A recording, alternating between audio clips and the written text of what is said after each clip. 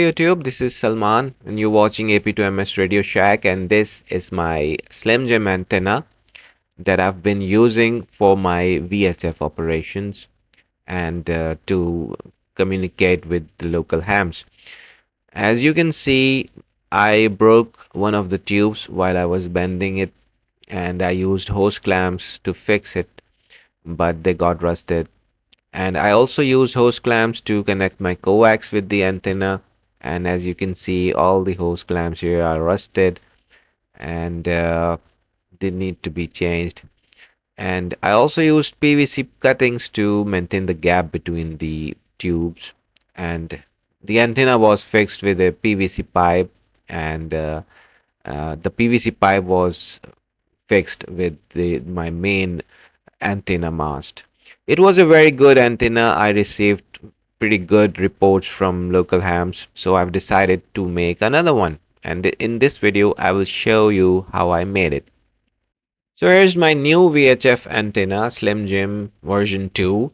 And you can see, instead of bending the tubes, I used U channels and screws and PVC cuttings to maintain the gap. So now it looks more professional, more rugged, and more weatherproof. So this will be my new main VHF antenna for all of my VHF operations. For the measurements, I'm using an online calculator, and I will share the link in the description if you want to build one. So it has a simple calculator, and you can get the measurements for a Slim Jim and also a J-pole if you want to make a J-pole. All you have to do is enter the desired frequency, and I'm making my antenna for 145 megahertz. So you can enter here the desired frequency, and you just need to click calculate, and you will get all the measurements for your antenna. So where we got all the measurements for our antenna.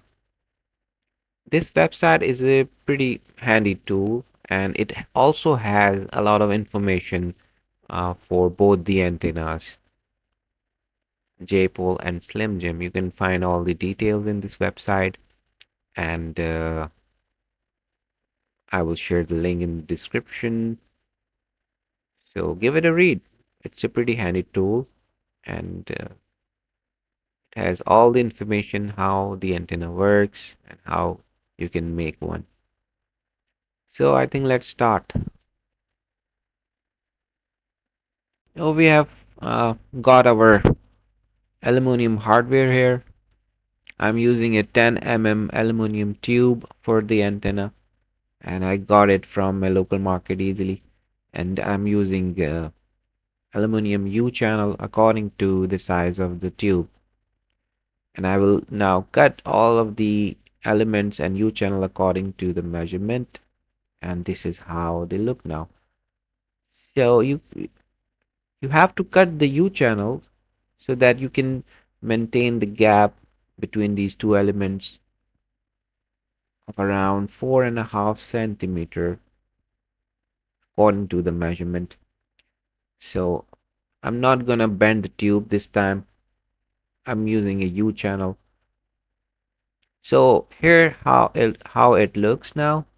I've cut all the elements in U channel, and now I will fix all of the elements in U channel with the help of screws.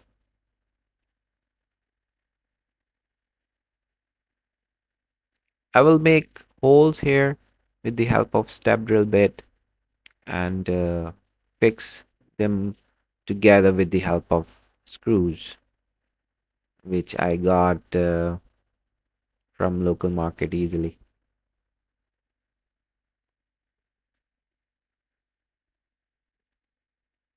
So I've joined all the pieces together with the help of screws. I've used a couple of ring washers to fill the gap between the element and U channel.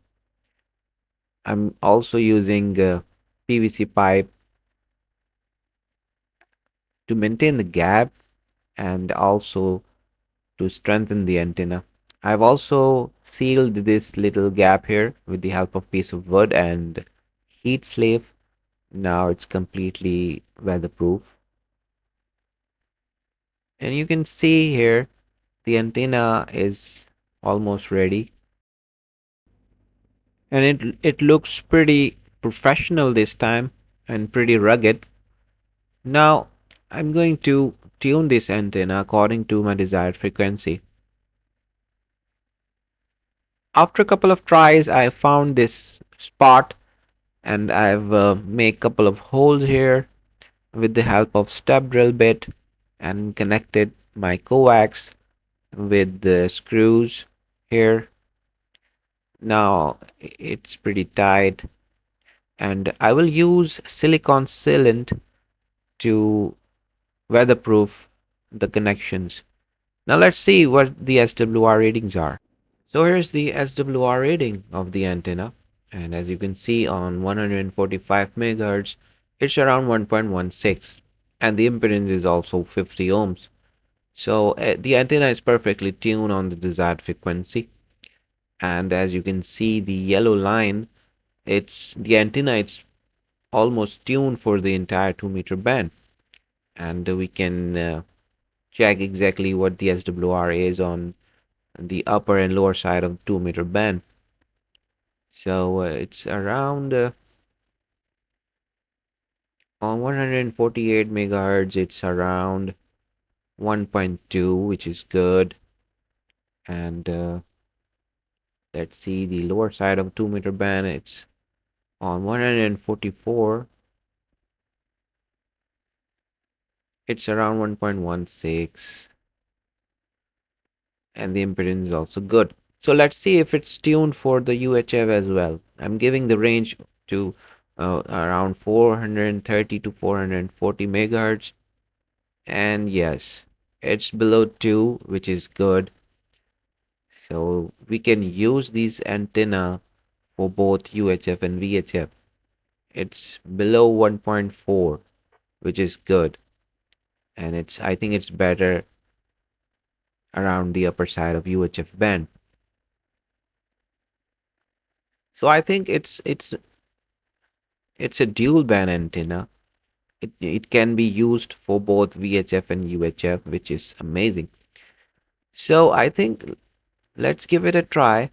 I'm gonna call on the local repeater and see if someone is on air, and let's see what signal report we can get. Pretty much satisfied with the SWR readings. So let's give it a try and see if someone is on air.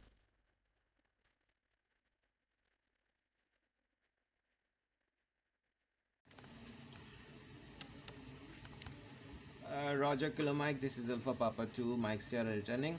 I'm transmitting currently with 5 watts, 5 watts. So, how do you copy? Loud and clear, 5 by 9, you are loud and clear. Roger Kilo Mike, I'm switching to 10 watts. 10 watts, अब next जो मेरा over होगा वो 10 watts पे होगा तो please बताइएगा. Roger, go ahead.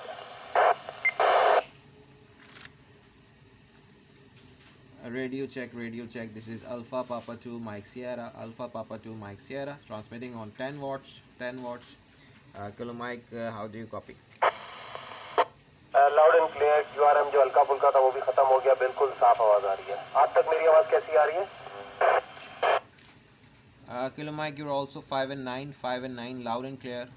बहुत अच्छी क्लियर ऑडियो आ रही है. बिल्कुल कोई QRM बैकग्राउंड में नहीं महसूस हो रहा है.